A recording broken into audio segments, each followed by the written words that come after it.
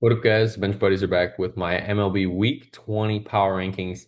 As you can see here, we got the Royals moving up 6, Marlins moving down 5. But first, we got to talk about standings. As you can see there, no changes from last week to this week in the AL, just wins and losses changed. Tigers gained a few more games on the Guardians after their bad week and getting swept to the Braves. Blue Jays gain a little bit of a lead. Red Sox, Yankees play a 4-game set this weekend.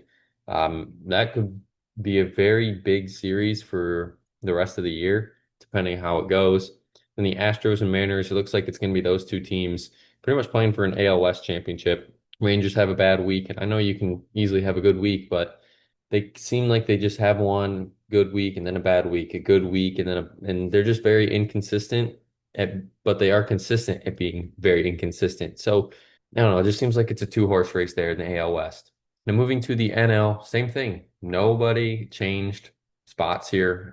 Moving from last week to this week, win and loss records obviously changed. The Padres did jump in first in the NL West there before they played the Dodgers and got swept, but they have their chance to redeem themselves this week, and maybe they can do it at home now. But Padres, it's going to be the same old thing every single time with the Padres, is they can't beat the Dodgers and they'll never win the West if that's the case. So they got to at least take 2 or 3 this weekend from the Dodgers if not only they want to try to be atop the West standings moving forward, but if they really want to have a shot at possibly going far this postseason.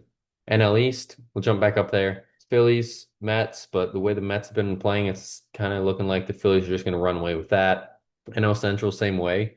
The way the Brewers are playing, they're just going to run away with that division. And honestly, it might be a hot take, but I could probably see the Reds jumping the Cubs right now because the Cubs are kind of struggling. Their hitting has gone down every single month, OPS wise, and the Reds just keep finding ways to win ball games. And Terry Francona obviously is getting his players right just in time for when they need to be.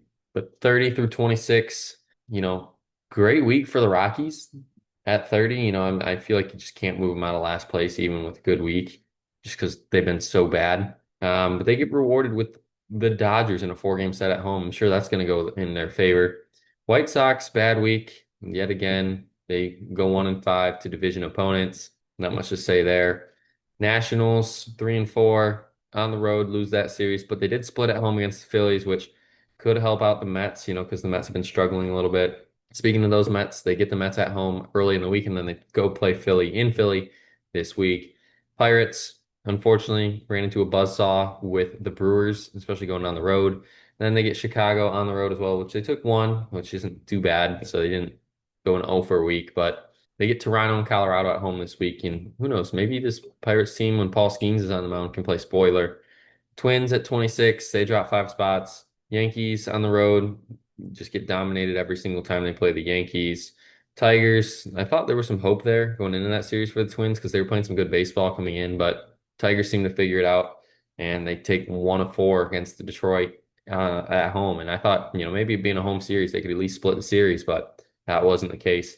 To get the A's and the White Sox this week, so maybe the Twins can bounce back with a 4-2 week. 21 through 25, the Braves move up 2 spots along with the Orioles after 2 great weeks from both of them. Orioles winning both series against AL West opponents. Braves winning 2 series on the road against the Mets and sweeping the Guardians. So great series there for both these teams. And maybe the Braves can make a little bit more noise this week. They get the White Sox at home and the Mets at home have been struggling. So maybe they could get another 5-1 week. Sooner or later, this Braves team gets closer and closer to 500. I'm not saying they're gonna do it, but there's definitely hope there with the schedule that they have left. Orioles, 2 at Boston, 4 against the Astros at home. They're probably out of it, but they definitely could be a team that plays spoiler because you saw last week, took 2 series against playoff teams, and the Orioles are still a good team, but it just wasn't their season this year. Marlins dropped 5 after getting close to 500 and hanging around there. These 2 series might be killer for their playoff chances moving forward. Going on the road in both series against playoff caliber teams, they just couldn't get it done. They return home against playoff caliber teams and the best team in the AL and the Blue Jays. So it's a big week for the Marlins if they want to keep those hopes alive. Diamondbacks could be sneaky, and along with the Angels too, because obviously they beat the Dodgers. But both these teams, the Angels and the Diamondbacks, could be sneaky teams come September to be a team you don't want to play because they could get hot at the right moment. Both these teams have home sets this week. Diamondbacks play Cleveland and Cincinnati. Angels have Cincinnati and Chicago. So you never know here. I think these 23 through 16, maybe even 12 could get interesting here for these next few weeks. The A's stay at 20 for me. They beat the Angels, so I got to keep them there. Lost the series against the Rays, but 56 and 70, I get the record's not there, but they're playing a lot better baseball since the month of June. And I think this team, the A's, because they're so young that they don't really care what the record is. They're just up there playing ball, getting better. And I think come September, like I said, they're a team that I think could play a little bit of spoiler there in the AL West, and they have the chance to do it this week in Seattle. 19, you got the Giants. Bad week for them. Playoff hopes slashed a lot because you lose three against the Padres, which, they're in front of you for the playoffs. Then you lose to a team that's probably not going to make the playoff in the Rays, and you get rewarded with 7 games on the road against the best team in baseball and probably the third best team in the National League. So Giants, you got a big week ahead of you here, even if you want to have a chance at the playoffs. Cardinals at 18, disappointing week there, as I thought they would at least win that Colorado series and maybe take one from the Yankees at home, but that's not the case. I thought, maybe a 3-3 week was, or sorry, yeah, 3-3 week wasn't out of the equation, but just didn't go their way, and they're back here down 3 spots to 18. Rays, good week for them going on the road. And anytime you can go on the road and win both series, you're going to move up in my eyes. Even though it was the A's and the Giants, you still got to go all the way out west and do it. And they're moving up 6 spots. They get the Yankees this week, Cardinals. Maybe this is a team that could be over 500 or 500 at this point next week. Rangers at 16, they moved down 4 after their series loss to the Diamondbacks and the Blue Jays. And like I said, they're a team that I just don't have any faith in, which kind of stinks for Scherzer, or sorry, not for Scherzer, for DeGrom and Evaldi. And those guys have been healthy all year and playing really well, and the bats and lineup just isn't getting it done for them. But if they want to prove to me that they can still make the playoffs, they have to win these games this week. 4 in Kansas City, 3 against Cleveland at home. Those two teams are wild card teams right now that are fighting for the same spots that you're fighting for. So if you want to prove to me and to a lot of other teams out there and fans, you got to win at least one of these series, if not split with Kansas City on the road and then win that Cleveland series at home.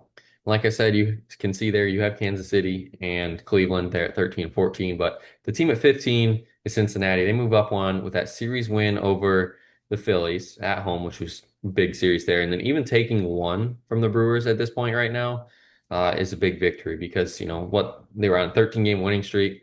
They shattered that with that win there. They get the Angels on the road and the Diamondbacks on the road. And like I'm saying, I think they can pass the Mets this week. I really think they can.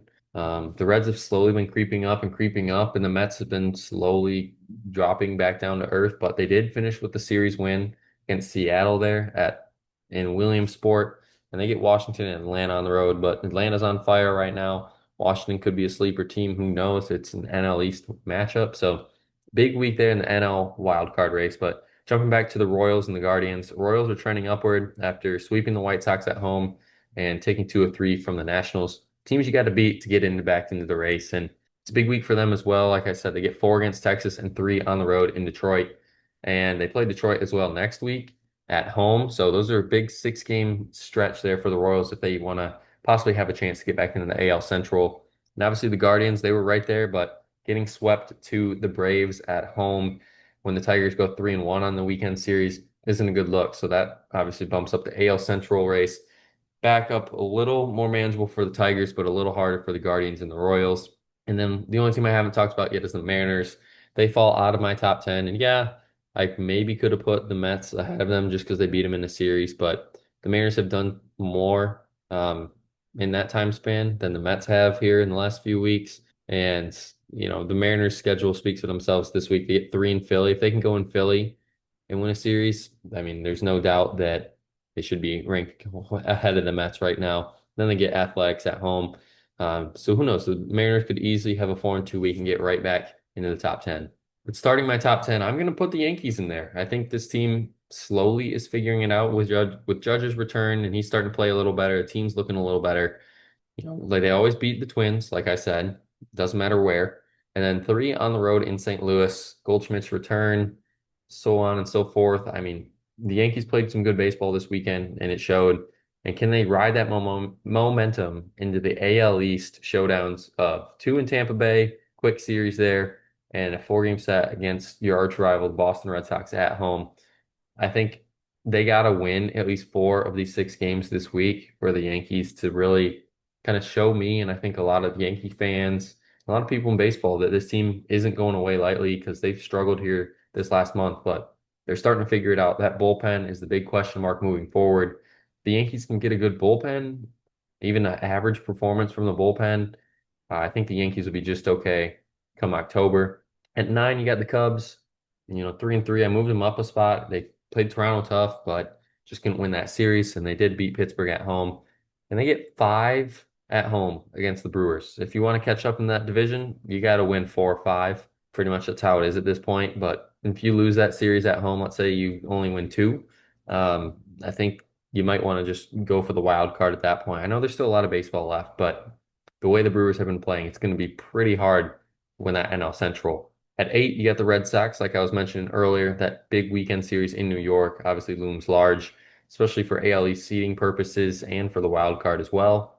Last week, it's kind of a struggle there in Houston, but they responded well. A series win against Miami. The Astros move up one at seven. Losing that weekend series at Baltimore kind of didn't really. I was probably going to put them in my top five until they lost that series because the Astros are starting to play some better baseball, but they're on the road this week. They probably could get revenge here in Baltimore. And then they go on the road early in the week against Detroit, which, Detroit eliminated them last year in the playoffs in Houston. So I'm sure they want to go in there, kind of do the same thing, win a series there to gain some momentum heading into the weekend. And moving to six, the Padres.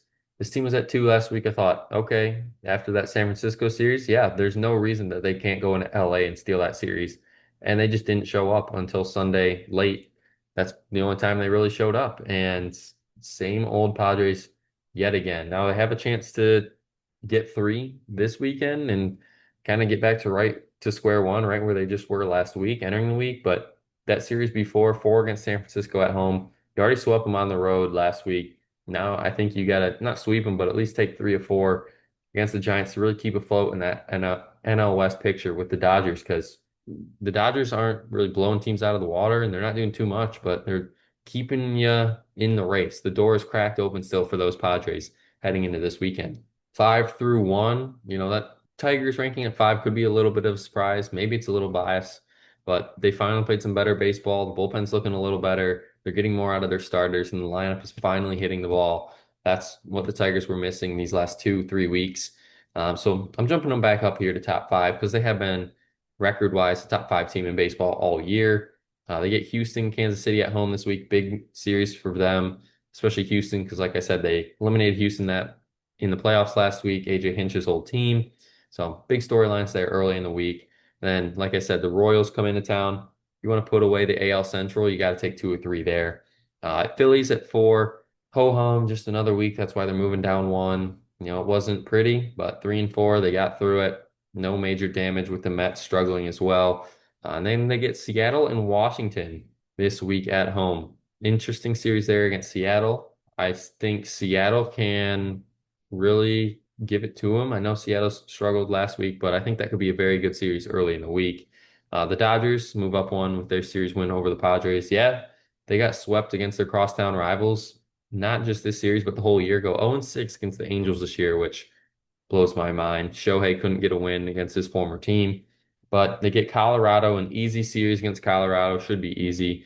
And then they, like I said, return to San Diego for what could decide the NL West, not just for the next few weeks, but I think for the rest of the year. Let's say the Dodgers go in there and sweep them again like they did last weekend. I think it's the Dodgers division to lose at that point because I don't think the Padres are going to play out of this world and just take it from them. The Dodgers would have to just blow up and struggle the rest of the year, I think, if they lose the NL West, if that were the case. But we'll move to two with the Blue Jays getting back up, not only in the top five, but into the second spot. Pretty much the 1B because the Brewers are in the league of their own at this point. Series wins against the Cubs and the Rangers get them up this high, and they get rewarded with an easier week in Pittsburgh and Miami. I would be shocked if the Blue Jays don't go at least 4-2 and win both series, or at least sweep a series and maybe lose a series.